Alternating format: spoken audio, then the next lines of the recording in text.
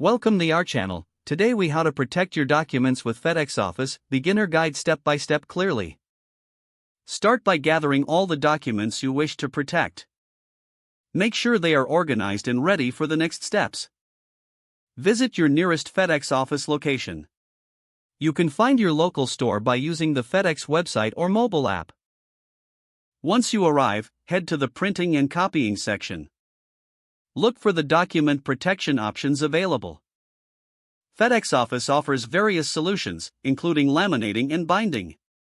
If you choose to laminate, select the appropriate size for your documents.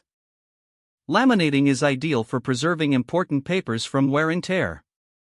Next, if you prefer binding, explore different binding styles offered. Options include plastic combs, wire, and thermal binding. Select your desired binding style based on your document's needs. After deciding on your method, hand over your documents to a staff member. They will guide you through the process and ensure everything is prepared correctly.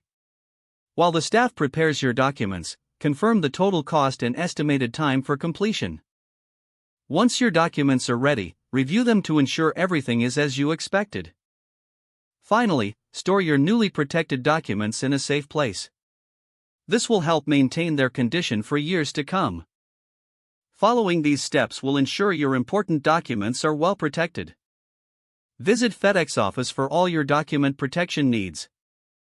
Enjoy peace of mind knowing your papers are secure. If the page does not load, refresh the browser or try again in a private or incognito window.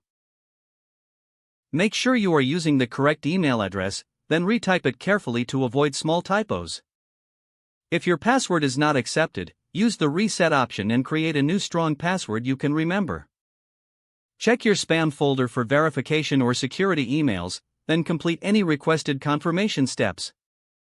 Enable two-factor authentication if available to improve account security and reduce unauthorized access risk. After signing in, review your profile details so your contact information and settings are accurate and current.